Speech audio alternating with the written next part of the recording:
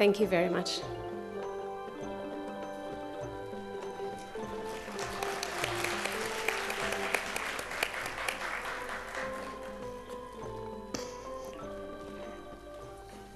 And can I also ask Associate Professor Dr. Jakapan to please stay on the stage to present gifts to our guests.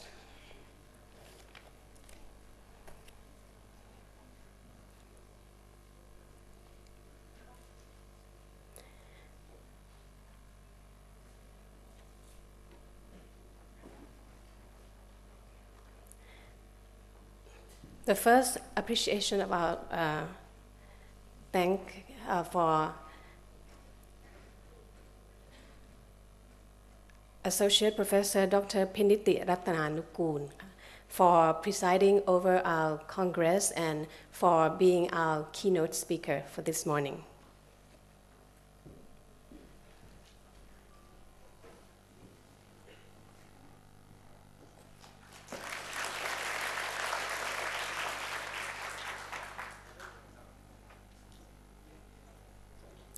The second token of appreciation is for Associate Professor Dr. Nantana Kochaseni for her keynote speech.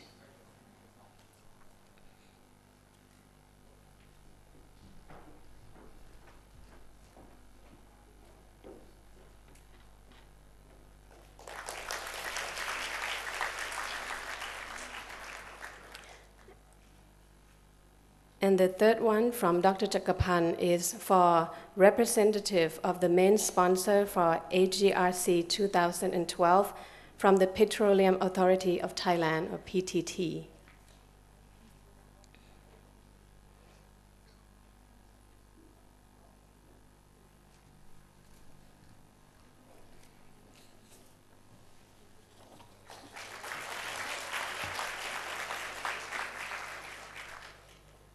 Thank you very much, Dr. Jakapan.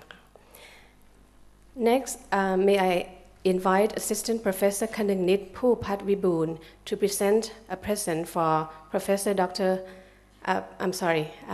Associate Professor Dr. Jakapan Siritanyalak. So it's a lot of coming up and going down.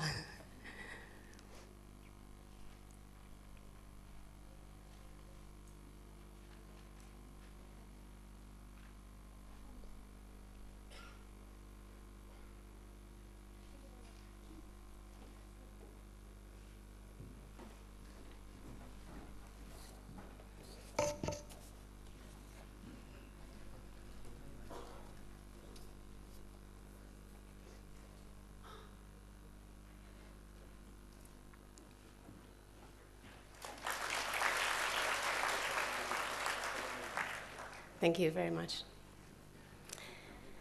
Ladies and gentlemen, and that includes the opening ceremony of the first ASEAN +3 Graduate Research Congress.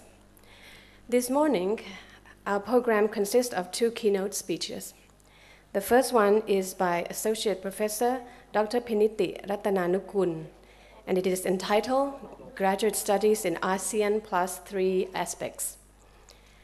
Associate Professor Dr. Piniti Ratananukul holds a Bachelor of Science in Chemistry and Master of Science in Organic Chemistry from Mahidol University, a PhD in Organic Chemistry from University College Park, the National University of Ireland, and a postdoctoral fellowship from the Queen's University of Belfast, Northern Ireland.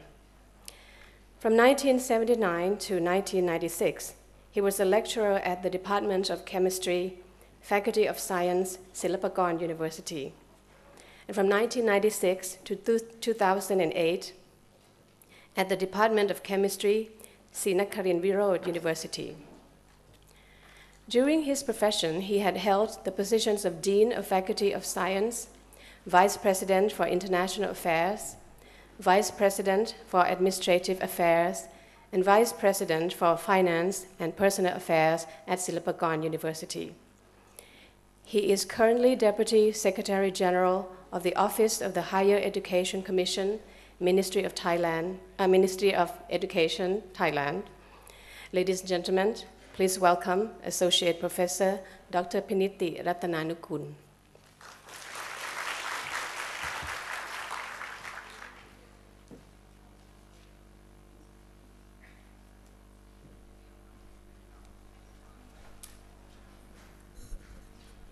Good morning, ladies and gentlemen. Today, I'm very happy to be here among scholars from the ASEAN plus 3 countries. And when I first was asked to join this conference, I'm very happy to see that this is first of its kind of the international conference that will bring all together scholars from the ASEAN plus 3 countries. And I do hope that this conference will be continually organized every year by members. Actually, our office has a strong intention to promote the collaboration in the academic areas, not only in the ASEAN countries, but also in the ASEAN plus 3 countries. And I myself used to work for the collaboration in higher education area for quite some time, and I have seen the importance of this kind of cooperation. Well, when I was asked to give some words in graduate studies in the ASEAN plus 3 countries, I have think a lot what I should have prepared for this meeting. Well, to begin my session, I would like to share some thoughts with you first. Graduate studies in the ASEAN plus 3 pose a new challenge as ASEAN and the East Asian countries, China, Japan, and South Korea, are consolidating their ties. Though knowledge never knows national boundaries, education at all levels once lay almost exclusively within the domestic public policy domains of nations in the world. In saying this, I do not deny that there have always existed some forms of student mobility. There has always been mobility across the Atlantic. In the past, this usually involved the desire of students in North America to go back to the old world for the enhancement or refinement of their knowledge. Likewise, students from developing countries have sought since the colonial times to further their education in the Western world. However, in the past, student mobility of such ties was quite limited, at least insofar as the members of those involved in the movement, either between the new and the old worlds, or from the developing to the developed worlds, are concerned. It is only in our age of globalization that education at all levels has become truly borderless. As a service sector, an educational program may originate in a particular country, but it usually becomes available to virtually anyone who can afford from anywhere in the world, whereas online study programs at both undergraduate and postgraduate levels are now common. Many countries now not only offer study programs at home that attract students from all over the world, but also organize programs in other countries. Some programs are jointly delivered by the home and foreign universities. Or some universities have established their branches in foreign countries. Still, we can find in Thailand a university that has opened a college exclusively for Chinese or Chinese-speaking students. We can actually think of many other possibilities because education has become truly mobile, that is no longer exclusively belonging to a national policy, public policy domain. In East Asia, educational mobility has become increasingly widespread. A good example is the current student movement between Thailand and China.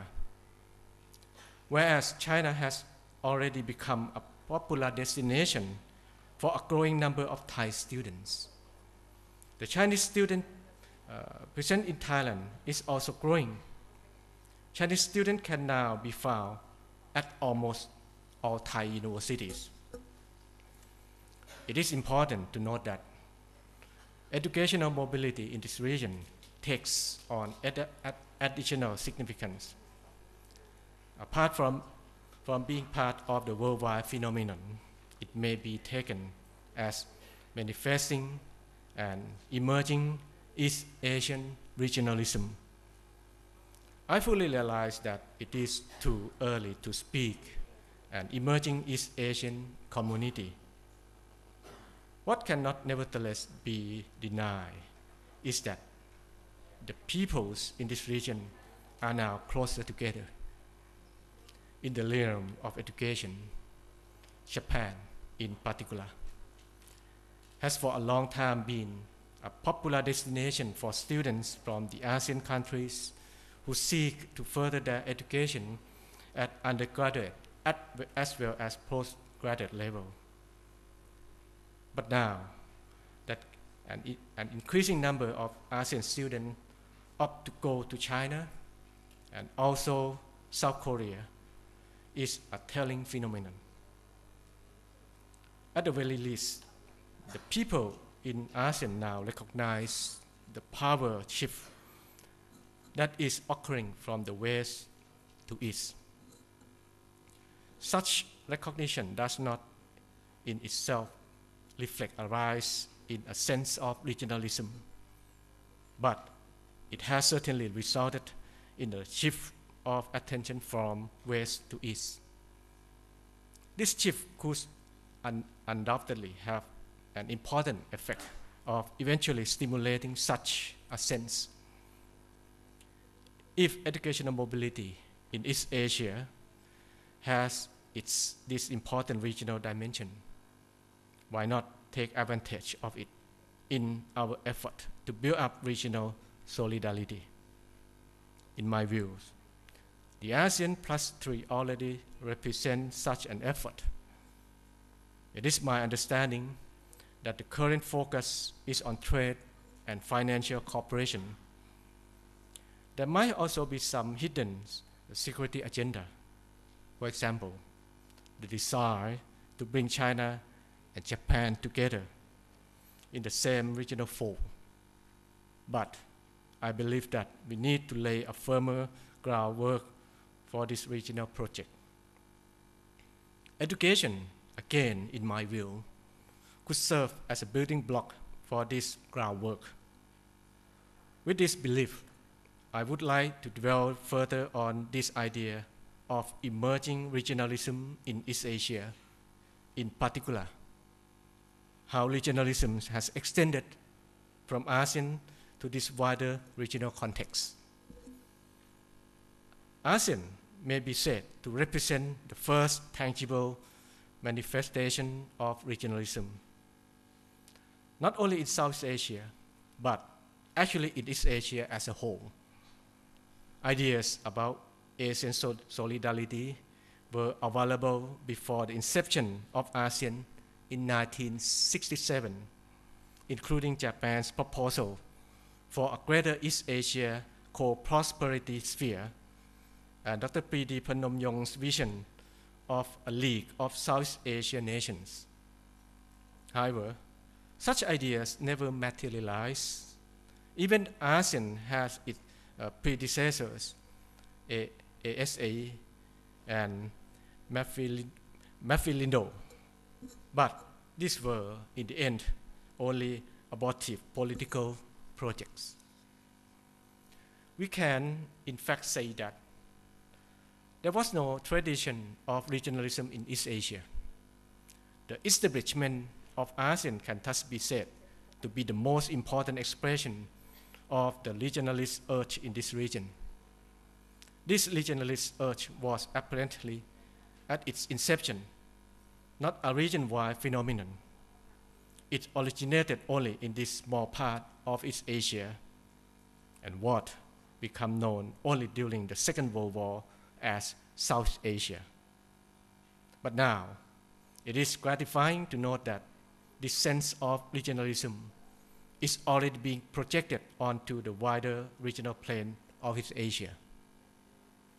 Allow me, at this point, to go into some details of what I mean by regionalism.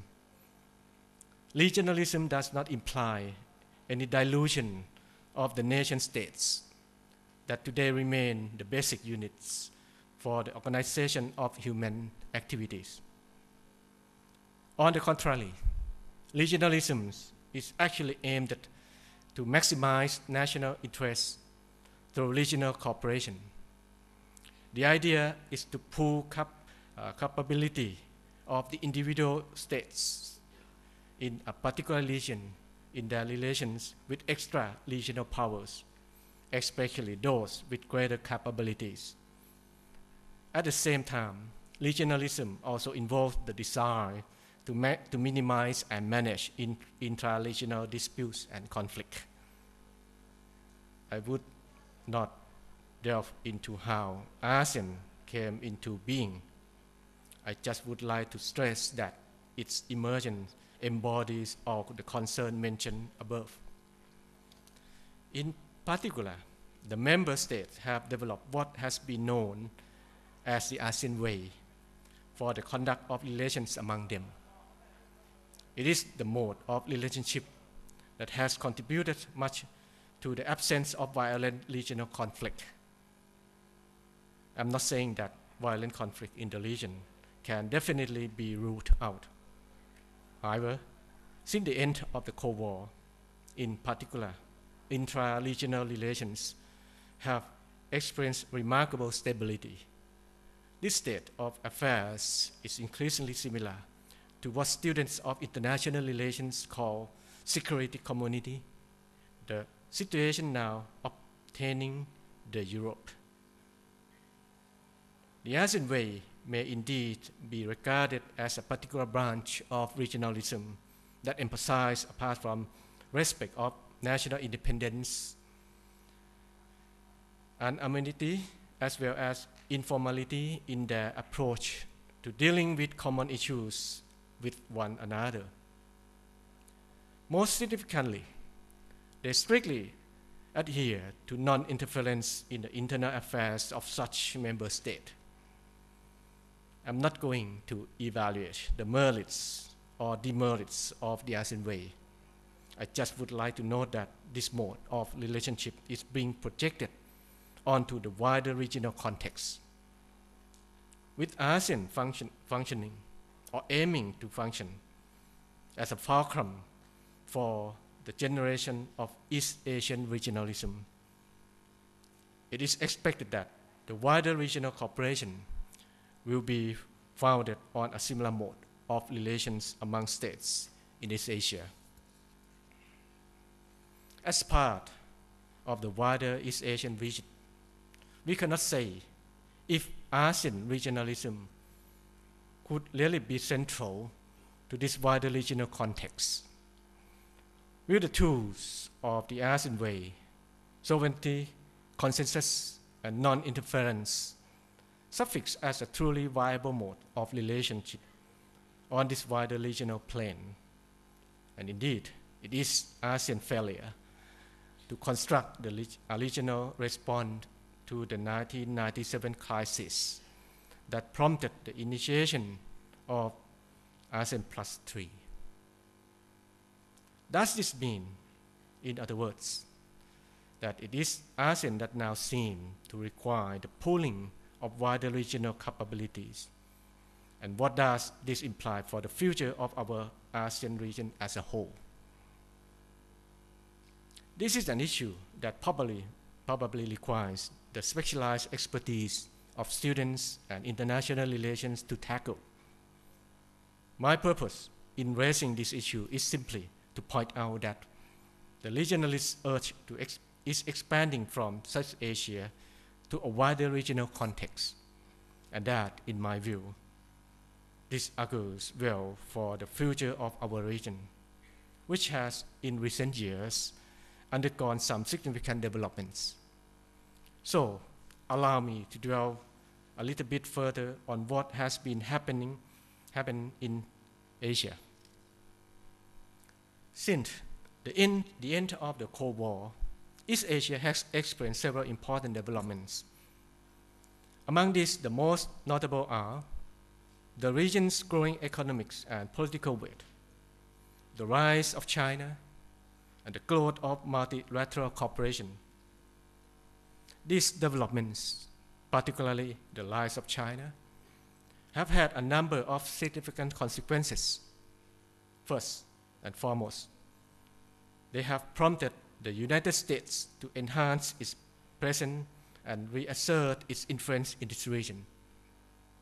At the same time, they have drawn rising powers such as India into the dynamics of regional relations. Now, let me briefly look at these dynamics.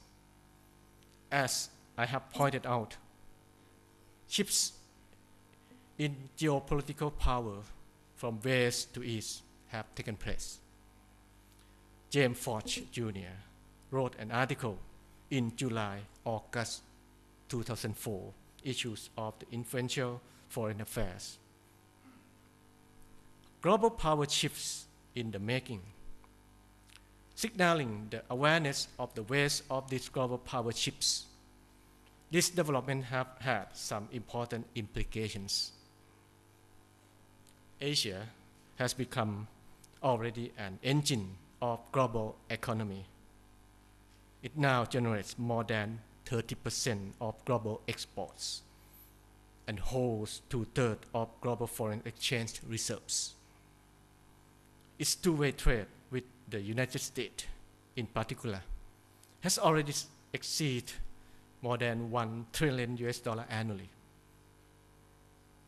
Major ASEAN countries, most notably China and India, are also becoming global economics and political actors.